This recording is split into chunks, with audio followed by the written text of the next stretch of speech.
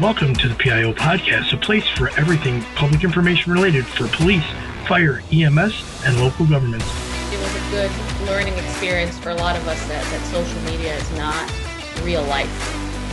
But we have to remember the media are very rarely a target audience. They're simply that conduit. Our words have impacts on individuals, and it may not be positive. So just being thoughtful and mindful of the words that we speak. I think what's so interesting about this position too, and this job and this profession, is that every one of us is looking for purpose. And when we find it here, that's it. To know is that a crisis for one is not necessarily a crisis for another. Hello everyone, hope you're enjoying our content. If you would be so kind and click the link at the bottom of today's episode notes, your support in any amount will keep the podcast going. Whatever you can provide will keep the lights on and the podcast growing. So sit back and enjoy today's episode. Good afternoon. Today on the PIO Podcast, I'd like to welcome Lexi Trainer. She's a public information officer for the Anchorage Fire Department in Anchorage, Alaska. Lexi, welcome to the show. Thanks for having me, Robert. I appreciate it. So, Lexi, you have a Native American name, Qass'uq, correct? Did I say that right? Qass'uq. Okay, so I should have said that all in there, but I want to get that in there anyways. So you have a really extensive emergency management background. Can you tell the audience about that background? Yeah, so I'm originally from rural Alaska. I grew up in a village called Chivak, and when I was about 11 years old, I moved to Eagle River, Alaska, and so for the past, 20 plus years, I've lived in the city, but I still have a lot of ties with my village. So I went to school at the local university, UAA, and I got my bachelor's in strategic communications, and then afterwards, I went and got my master's online through Arizona State in emergency management. And I did my thesis on how an individual's resilience affects a business's overall ability to navigate a disaster. And as a result, how that affects a community and a community's ability to bounce back from a crisis. And one of the reasons that I did that is because, I do have these native roots, and we have things like last year we had Typhoon Murbach that came through. And so all of this stuff is really important to me because, in rural Alaska, it's not like you can just drive a FEMA response team there, or you can't drive the state response team there. You have to fly, or maybe it's by boat. And if the weather's bad, because that's what's causing the disaster, then it's really hard to do. I've done a lot of work in public safety over the last, 10-ish years. And my first role in public safety was as a clerk at the Anchorage Police Department. I really enjoyed that. I worked swing shift while I was in college and grad school. And then as I was going through grad school, I did an internship with the mayor's office where I started working with the Welcoming Anchorage Project, which was a really great program focused on, welcoming all the different people who come here from all over the world. They move here. Anchorage is one of the most diverse cities in the United States. And at one of our local high schools, we have over 120 languages spoken. So it's pretty cool.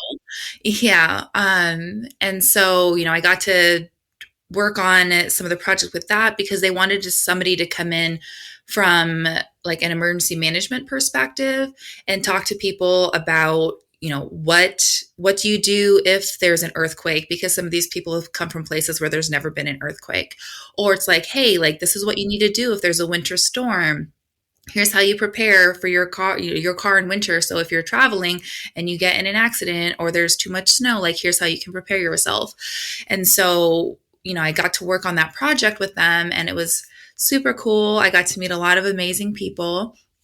And then from that role, I got kind of headhunted into my first PIO role as the one of the emergency managers for the Anchorage Office of Emergency Management.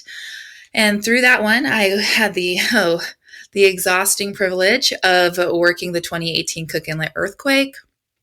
And of course, as with all disasters, I feel like somebody on the team was out on vacation, so people had to step in and take, help with that role as well. So always happens.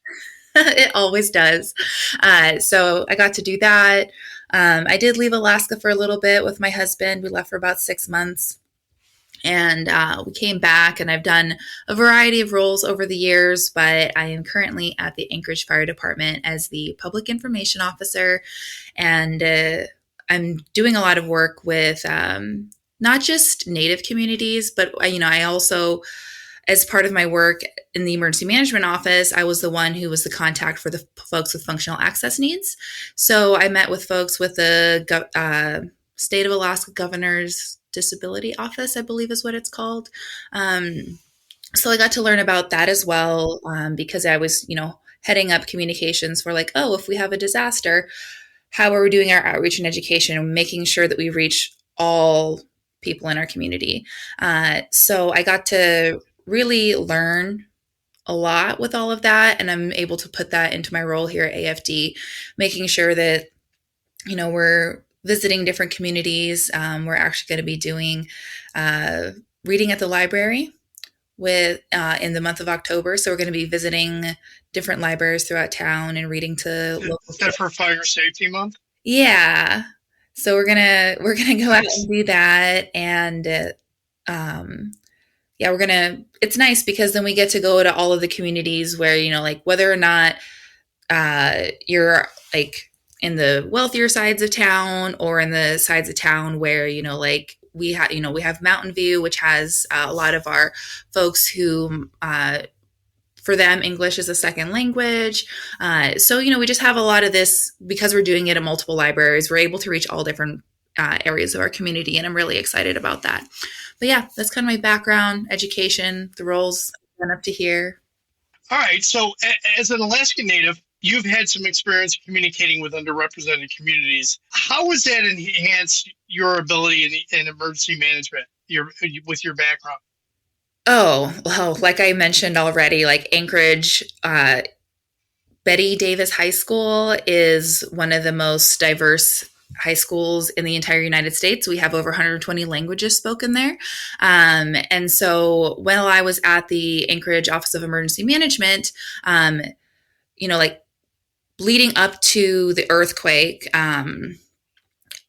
obviously we didn't know it was going to be coming, but in the months leading up to that, I was working on a translation project because as I was going through all of our documents and learning about, like the functional access needs and the handful of things that we had translated, I was like, you guys realize that we have like so many Yupik speakers, and I'm Chupik and Yupik, so that's something that's very meaningful to me.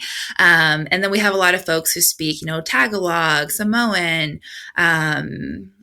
various Asian languages. And so I was just like, how do we not have this emergency information available in these languages? Like, because I'd also worked with the Welcoming Anchorage Project. And so, we started working on getting essential items translated. And I think like because of my background, because of, like growing up in the village where, like my grandparents, they were mistreated for speaking their language when they were children. And so like there was a time in my life where I remember my grandpa refusing to speak to me in English. And so like when all of this like comes into play, like it's important to realize like, we're all human beings. We all deserve safety. And so I wanted to make sure that people had resources for it. We had a bunch of items translated, like we're moving along. I think we translated our materials into 9 different languages at the time. And I went to an event at the library, at one of our local libraries, and I was handing out materials, and I had all of the new materials that were available in Samoan. And I had this lady come through and she was like, wait, is that in Samoan? And she immediately picks it up and she's like, 1 second. And she takes it and she dashes off and she comes back with her mom or her grandma, and they're all excited. They're talking to each other and they're like picking it up. And then she looks at me and she's like, her relative, I can't remember if it was mom or grandma, she's like, doesn't really speak English. And so this is like, she's like, we've never had this for us. Like, we've never been able to see it and like have her understand like what we're trying to do. And like, this makes it so easy. And like, they gave me a hug and I'm like, I have no idea who you are, but hello. And right, so, exactly. yeah. So it was what a great way to connect with a community member that you obviously would have never been able to connect with had you not done that. Absolutely. And so, that in itself was a big player in me wanting to like advocate for that continually afterwards. Like, I knew it was something I was already advocating for and working for, but like that moment is, singed in my mind and is going to be something that affects how I, work on these projects in the future. So that was really, an amazing experience, and kind of how, like my upbringing and my work in communications has made a difference in emergency management. Let's take a quick break. Are you ready to take your business to the top? Join Dr. Lyman Montgomery on Sail to the Top, the podcast that dives into the real issues business owners and HR pros face every day. From compliance headaches to team challenges, Dr. Montgomery reveals the secrets to scaling with success. Don't just survive, thrive. Listen to Sail to the Top wherever you get your podcast.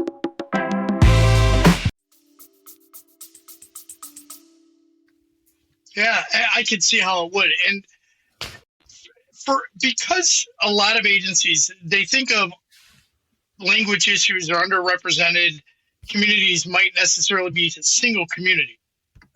Like the Hispanic population, where you might have Spanish or Spanglish, the different mixes of the dialects and so on. But then you think of where I'm at in Chicago, in the Chicagoland area, we have the second largest Polish community in the world outside of Poland. So we have Polish, and then we have Korean, and the middle school I used to be an SRO at many years ago. 72 spoken languages and 114 countries represented. Wow. In just the junior high. So language was always a barrier because we didn't always have the ability to translate it to make it understandable. Mm-hmm. That was never a kind of a budget. And that is a difficult thing. Now with AI and then some of the newer technology out there, translation can be so much quicker, which is a good thing. But from your background, what are some suggestions you would have when you're communicating with those underrepresented communities from your experience? Yeah, so I think one of the most important things, as in every other aspect of life, is to build that trusting relationship. And I think the way that people do that, or organizations choose to do it, it can vary depending on where you are. But I'm going to start with a, unfortunately, bad example. So when Typhoon Merbach came through, FEMA ended up making the news because they did some translating of documents into what they assumed was Yupik, but was not. We have no idea what language it was. And so it ended up resulting in a lot of people within the Yupik community being very upset, and rightfully so. We had, and Typhoon Merbach mostly hit the Yupik community because the Yupik and Chupik people were along the coast of Alaska.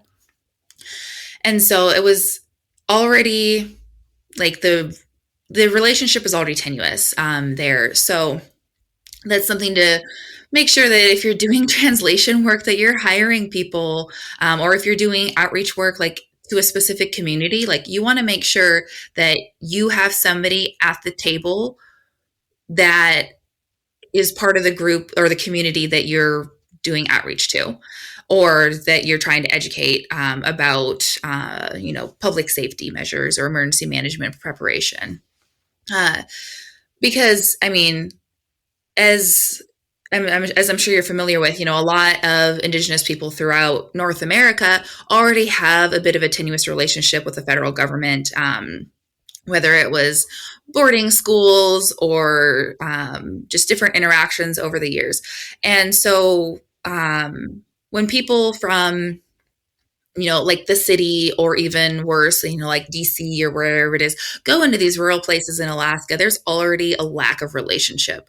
There's already a lack of understanding because people assume when they're filling out, when they're reading grants for responses to rural Alaska, they're just like, oh, well, why is this so expensive? Because like, why is there, an extra $50,000 for getting the supplies there? Like, why don't you just take a different road, or why don't you use a different company? And it's like, well, it's because we have to fly there, and there's only one company that flies there. So there's that lack of understanding for people who haven't lived in Alaska or traveled regularly in rural Alaska. And in addition to that, like people will go to these communities, and even within Alaska, like I've noticed issues. And when people from FEMA come, they'll tell them like, hey, like don't, or federal agencies in general, they're like, hey, like don't use your federal agency jacket because they don't have a good relationship with these communities. So that's something that people have to take into consideration. But even within like the state of Alaska, like I've been at meetings and they were talking about how they needed to go out and serve this community of Alakanach. And this person had been working within emergency management for at least 10 years and doing a lot of work in rural Alaska. And I was sitting there and I was like, I swear I know a lot of places in rural Alaska, and definitely in the Yupik and Chupik area. Like, how have I never heard of this place? And they're talking, and I'm just like sitting there the whole time, like, I've never heard of this place. Like, how have I never heard of this place? And because like the more they were talking, it was very clearly in the Yupik region. And then they had a slide come up, and I was like, oh, that's because that's Alaganak. You were just saying it wrong. Yes. And like I understand saying it wrong. We understand saying it wrong. Like we'll tease people about saying things wrong. But there's also a certain element of, if you've continually worked in these spaces or you're going somewhere, like even just taking the time to learn how to say it before you go to a community can like provide so much value. Or if you go to a community and you're just like, hey, this is my first time here. I know that this is like a traditional Yupik word. Am I saying it right? And then have them teach you how to say it, or, because then that also gives them the opportunity to kind of like make fun of you and like kind of build that rapport where they're just like, oh, like we have all these sounds that other people just can't make. And, we'll laugh about it. But yeah, that building. Yeah, it provides common ground. I mean, that's the nice thing about doing that. Yeah, absolutely. Yeah. And so, and I mean, even within Anchorage or the big cities that have, large populations, like you mentioned that you have a large Polish community.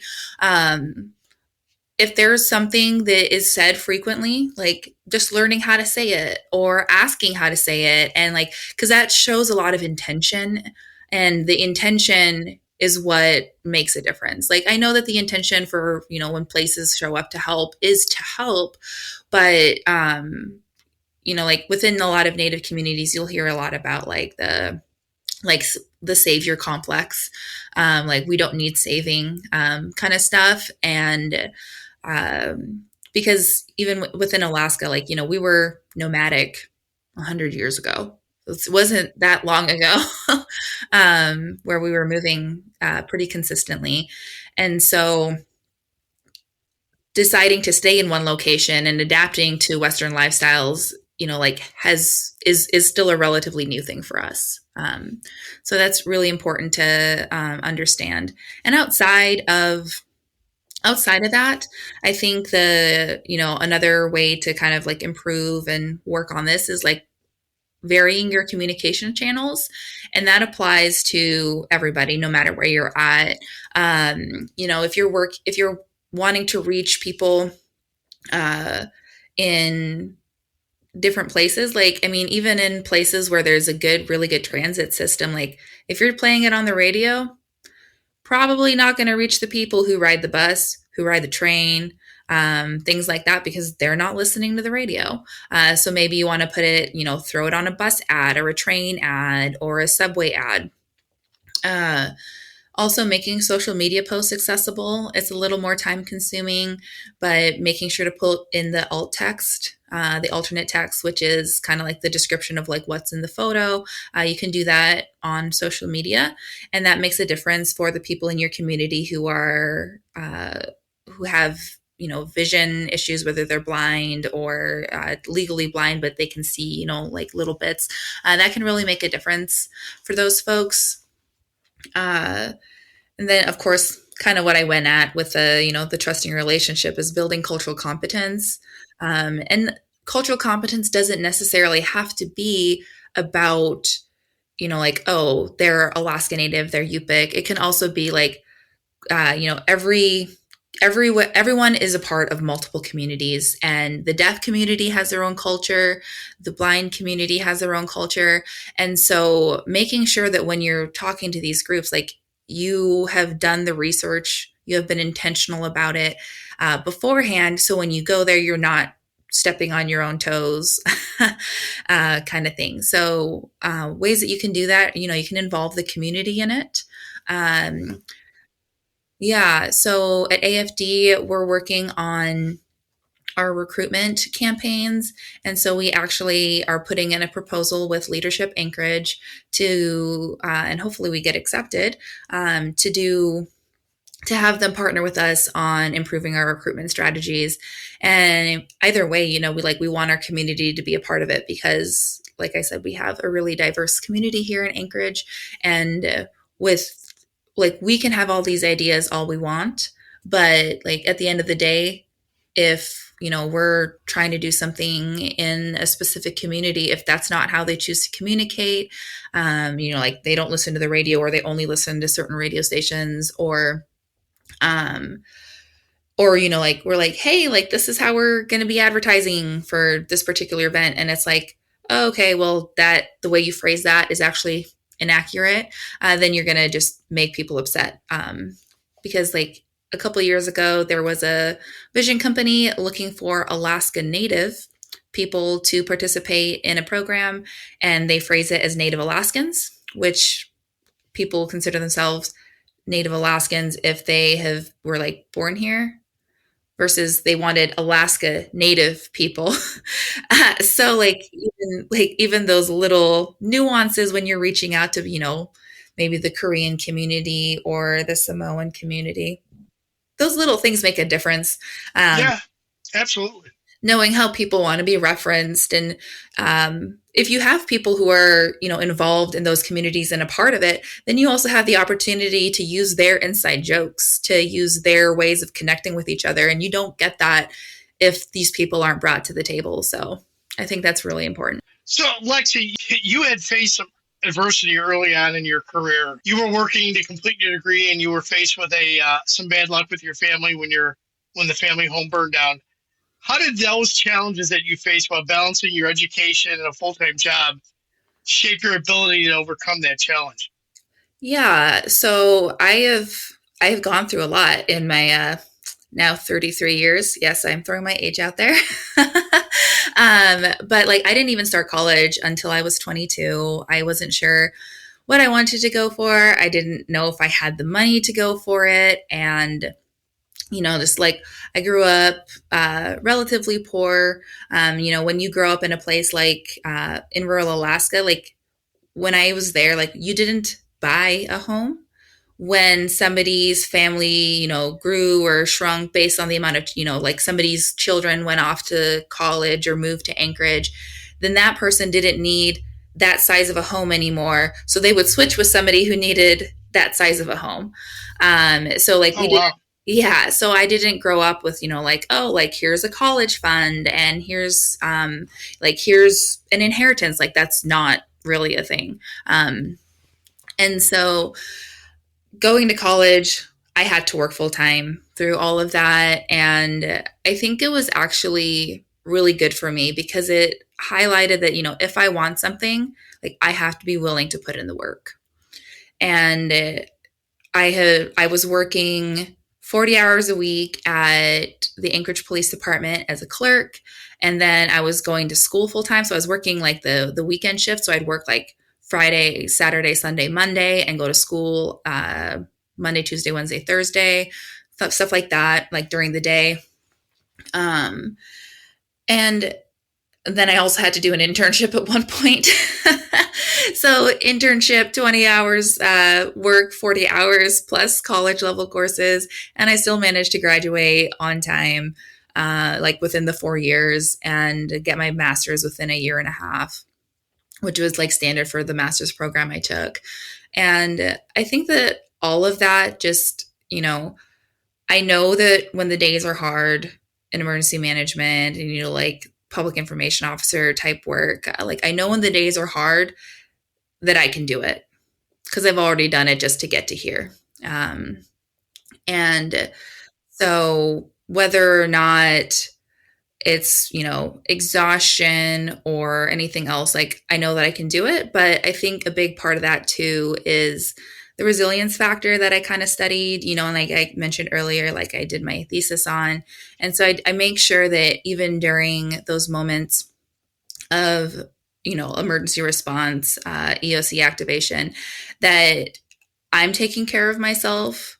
I'm making sure that the people I'm working with are taking care of themselves, even if it's just a matter of, hey, like, it's been a really crazy, like 5 hours and we're just starting, but like my office is available. Why don't you go take, 5 minutes for yourself just to like, you can contact your family if you don't want to do that and you just need some peace and quiet, just go sit in there for a little bit and then come back in 5 minutes and we'll be ready to go. Like this is whatever we're doing right now is not time sensitive.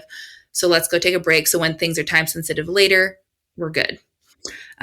So I really make sure to focus on that. I did that throughout college. I made sure to take time for myself. I spent a lot of time in the mountains running.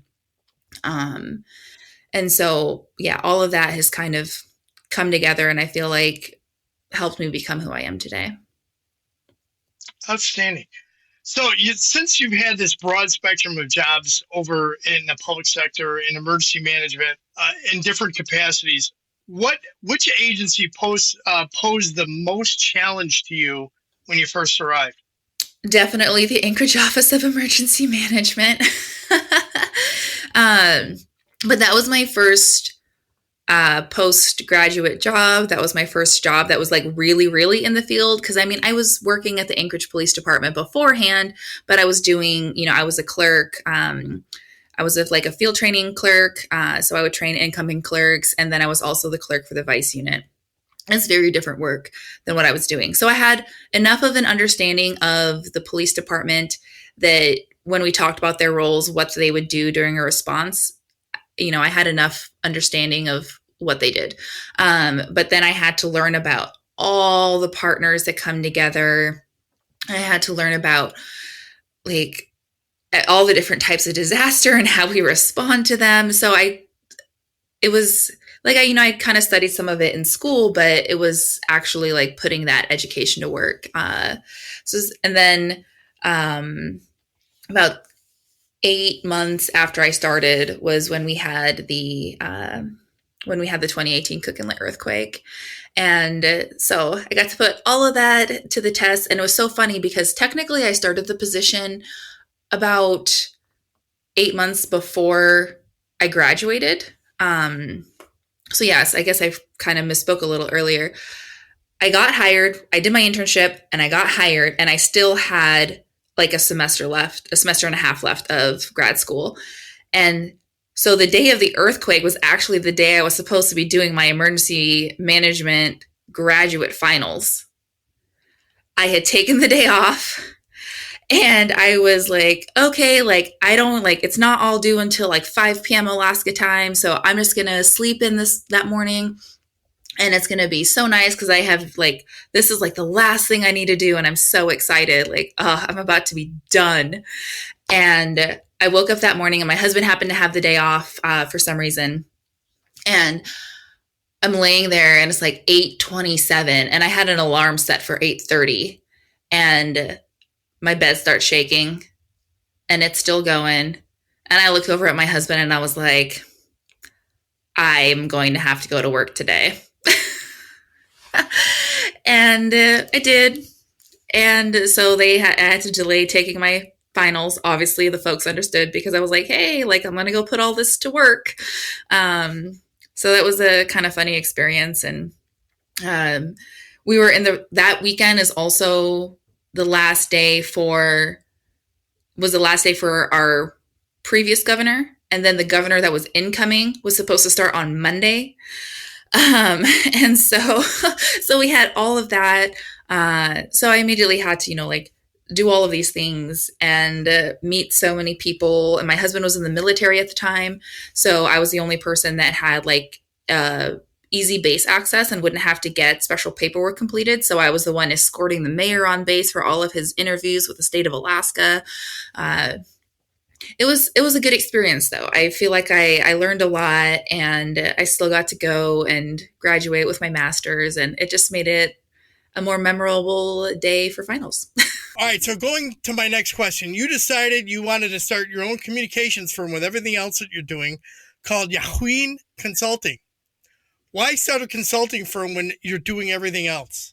So I started Yahuin Consulting because there's a handful of reasons. One, I felt like there were so many tables that I wanted to be at, but when I asked to be at those tables, I was told I didn't have enough experience.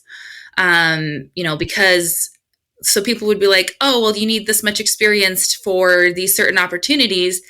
And I'm like, and they're like, oh, like I put in for jobs that were like, you need, this amount of time doing C-suite executive stuff.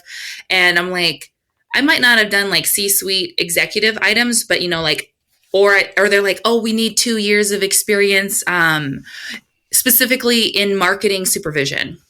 And I'm like, I ran like from Thursday afternoon at 5 p.m. until Monday. Like, I was running a department as the youngest person on the team, like managing anywhere between like 10 to 15 clerks. But that experience didn't count.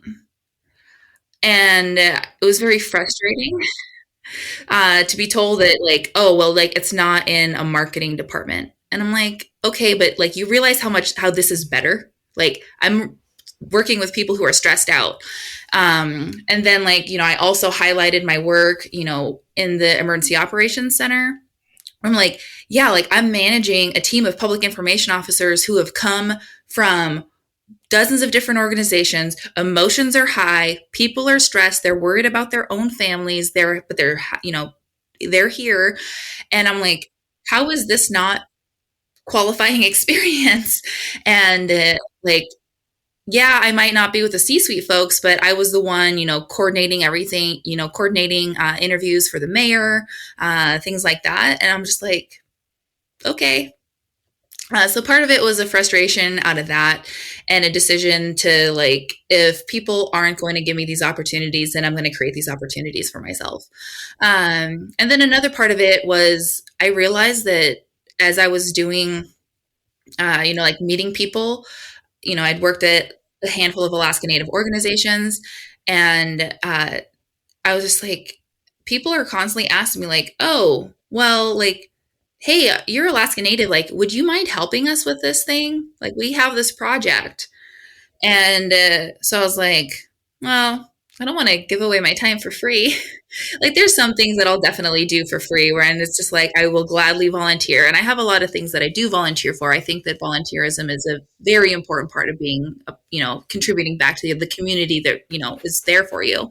But there's also an aspect of like, I should, do all of this, but then always be getting compensated.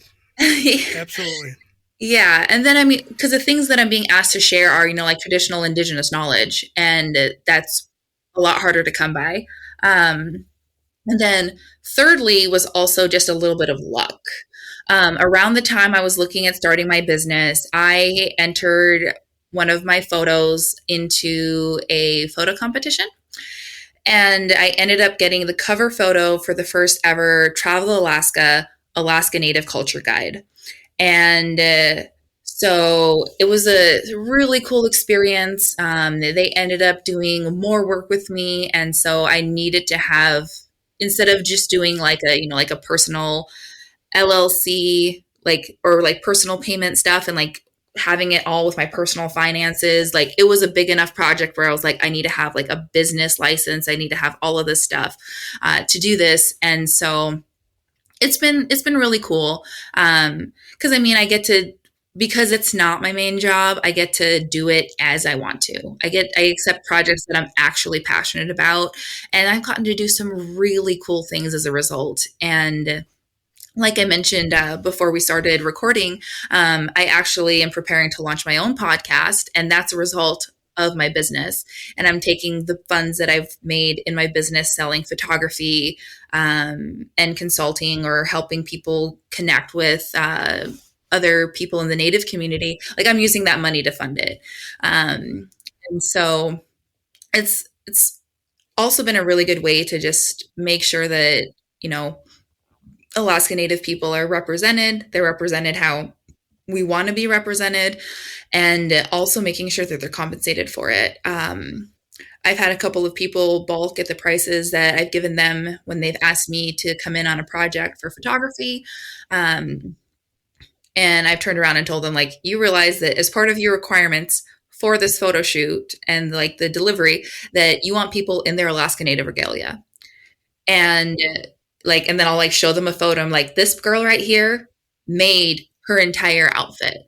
That is over 200 hours of work that you're looking at right there. And that doesn't even include the hunting, the tanning, and like everything that goes into just getting the supplies. And so I'm like, I am going to pay her, and I'm going to pay her well for modeling. And that's reflected in my prices, because if you're going to require this, then you need to be willing to pay that, because I pay all my models well. And so I ended up getting, a pretty decent sum of money for the original photo.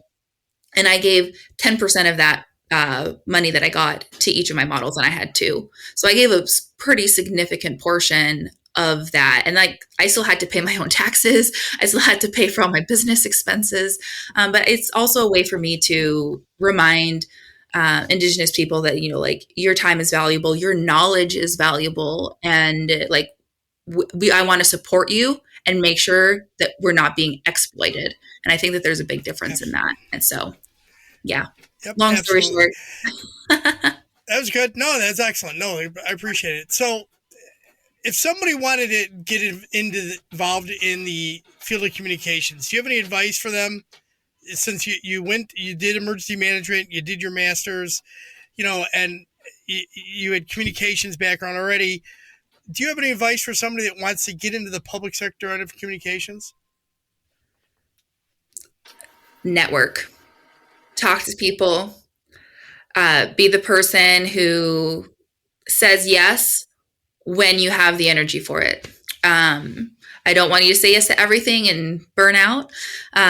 So I think that networking has been one of the most valuable things that has affected my career. If you're on LinkedIn, post. I think I saw something that said less than 1% of people on LinkedIn actually post on LinkedIn. And so they're all consumers. 99% of the people on LinkedIn are going to be your consumers. And, I started posting regularly on LinkedIn, and I got a ton of clients that way. I recently did a project, and they showed me a photo, like a mix of photos of what they wanted to do for the photo shoot. And I literally started laughing because I was like, all of those photos are mine. But they didn't even do it on purpose. Like their inspiration board was all my photos, and it wasn't even intentional. But that was because I've been putting myself out there, taking those risks. And at the end of the day, if you really want something, you got to do things scared. Absolutely. Yep. Lexi, let's change this up. Let's go to some rapid fire questions. Okay. Texting or talking? Ooh, texting. I'm Chocolate a millennial. or vanilla? What was that? Chocolate or vanilla? Ooh, chocolate. Coffee, tea, or energy drink? I actually don't do any of those. I'm a lemonade kind of girl, or a hot chocolate if I'm cold. Adult drink of choice. Ooh. Vodka, peach schnapps, and Sprite. I don't think it has a name. That's interesting. Guilty pleasure food. Sometimes it's not very often, but every once in a while I get a really bad hankering for Hostess snowballs. God, I haven't seen those in a while. Yeah. Oh, those are good ones. If you could have a superpower, what would it be?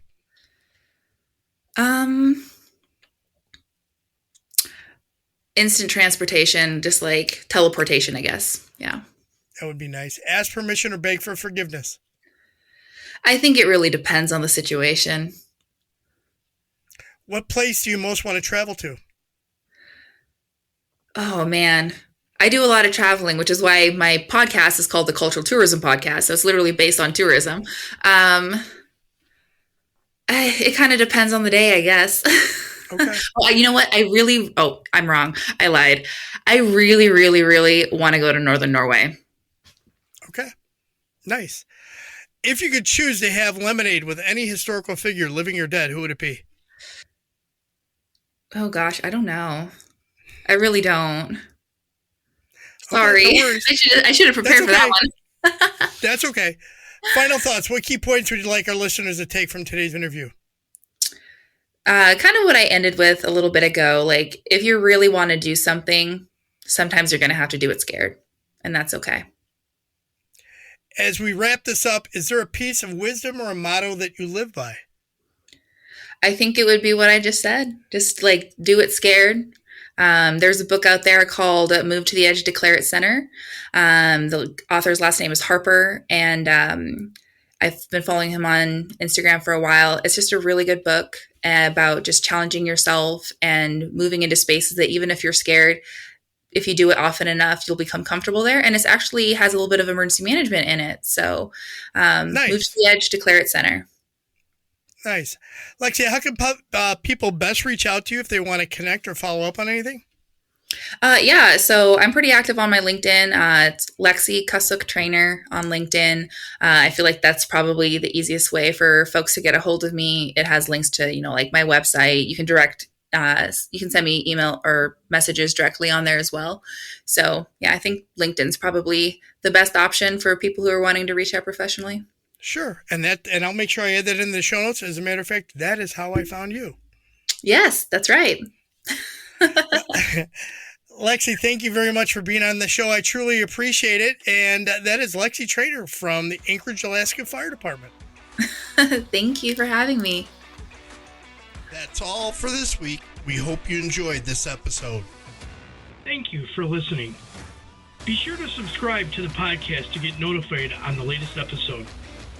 If you are listening on a platform that allows you to leave a review, please give us a review.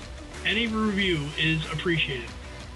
To support our efforts with the PIO podcast, you can click on the support button in the show notes, and any donation is appreciated. Thank you.